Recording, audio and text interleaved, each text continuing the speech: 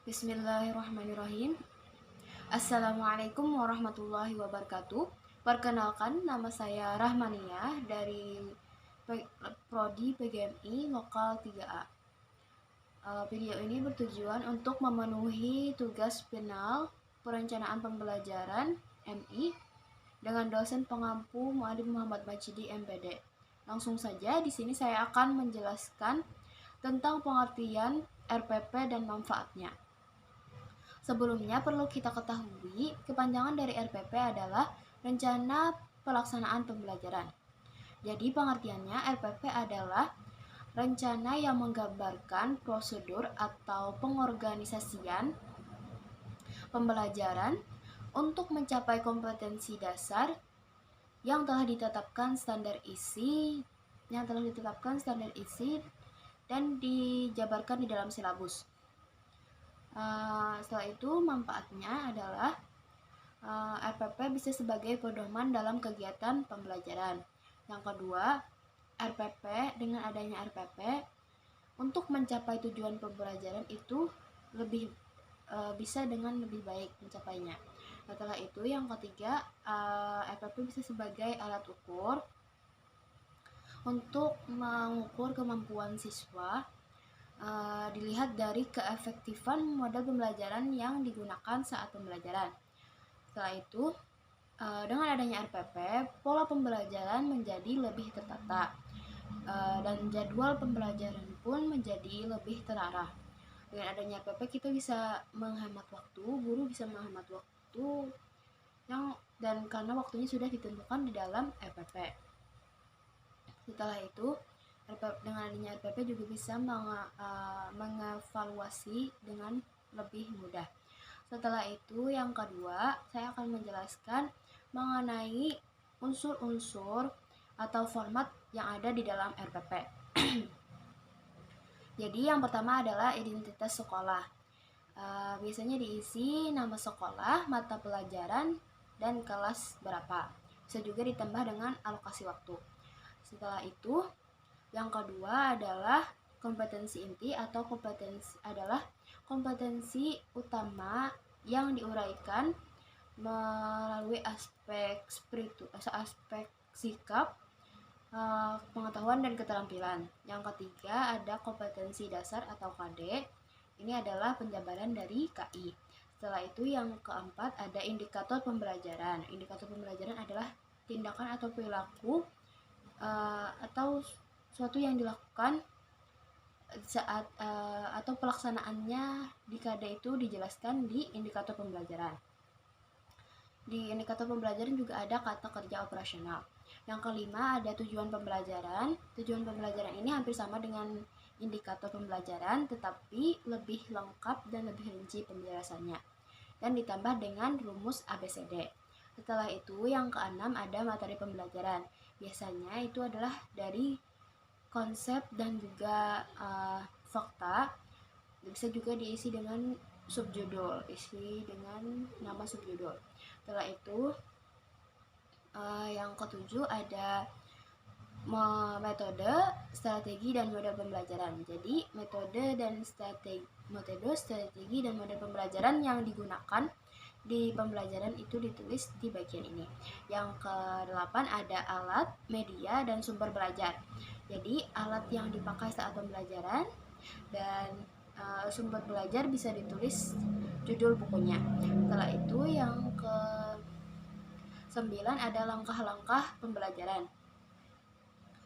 Jadi langkah-langkah pembelajaran ini biasa berbentuk tabel dan disertakan dengan alokasi waktu, meliputi 3 kegiatan. Jadi terbagi dari 3 kegiatan, yaitu ada kegiatan pembuka, kegiatan inti, dan kegiatan penutup. Yang ke-10 ada penilaian, dan ke-11 ada pengesahan. Biasanya adalah tanda tangan guru dan tanda tangan kepala sekolah. Setelah itu yang ketiga, di sini saya akan menjelaskan tentang rumus ABCD. Jadi rumus ABCD ini terdapat di tujuan pembelajaran di dalam RPP. Yang A adalah audience artinya pendengar, tapi bisa juga diartikan dengan peserta didik. B adalah behavior yang artinya perilaku, tindakan atau tingkah laku yang diinginkan akan dilakukan siswa setelah mengikuti proses pembelajaran. Yang C adalah condition atau artinya kondisi, bisa juga keadaan dalam proses pembelajaran. Setelah itu ada D, ya adalah degree yang artinya penilaian. Jadi contohnya dari rumus ABCD adalah bisa juga seperti dengan menonton setelah menonton video tentang persahabatan, siswa mampu menyebutkan 3 pesan moral yang ada di video. Jadi ini dibalik, bisa yang C bisa ditaruh di depan seperti itu. Jadi rumusnya ada C A B D seperti itu. Setelah itu contohnya adalah ya tadi setelah menonton video itu adalah C, sedangkan siswa adalah A, behaviornya adalah menyebutkan, yang degree-nya adalah 3 pesan moral seperti itu. Setelah itu yang keempat adalah saya akan menjelaskan mengenai langkah-langkah pembelajaran yang terdapat di dalam LPP, yaitu meliputi 3 kegiatan, kegiatan pembuka, kegiatan inti, dan kegiatan penutup. Kegiatan inti berisi mengucapkan salam yang pertama, yang kedua membaca doa sebelum belajar bersama-sama, yang ketiga absensi, 4 apersepsi atau pengantar pembelajaran atau bisa juga dengan kegiatan menyanyi. Yang kelima, guru menyampaikan tujuan pembelajaran. Kemudian di kegiatan inti ada 5, yaitu mengamati, yang kedua menanya, yang ketiga eksplorasi, yang keempat asosiasi, yang kelima komunikasi. Jadi yang pertama adalah kegiatan mengamati. Bisa diisi dengan siswa mengamati penjelasan dari guru. Yang kedua menanya, bisa juga diisi dengan siswa mampu bertanya seperti itu. Yang ketiga adalah eksplorasi, isinya adalah langkah-langkah strategi yang dilakukan saat pembelajaran. Yang keempat asosiasi adalah menalarkan atau menghubungkan. Jadi siswa mampu menalarkan atau menghubungkan misalnya materi sosial di kehidupan sekitar atau kehidupan sehari-hari. Yang kelima ada komunikasi, bisa contohnya dengan siswa mampu menyampaikan atau siswa mampu mempresentasikan seperti itu. Setelah itu kegiatan penutup. Kegiatan penutup biasanya guru akan menyimpulkan pembelajaran, bisa dengan dibantu disuruh juga dengan muridnya seperti itu agar muridnya bisa memahami. Setelah itu bisa juga dilakukan tes untuk tanya jawab soal seperti itu. Setelah itu guru akan menutup pembelajaran dengan membaca doa bersama-sama. Setelah itu yang kelima adalah saya akan menjelaskan mengenai perbedaan RPP, silabus, prota, dan promas. Jadi di dalam RPP yang keempat ini sama-sama adalah perencanaan, termasuk dalam perencanaan pembelajaran. Jadi di RPP itu jangka waktunya 1 kali pertemuan, sedangkan di silabus itu jangka waktunya perencanaan yang dibuat dalam jangka waktu 1 semester.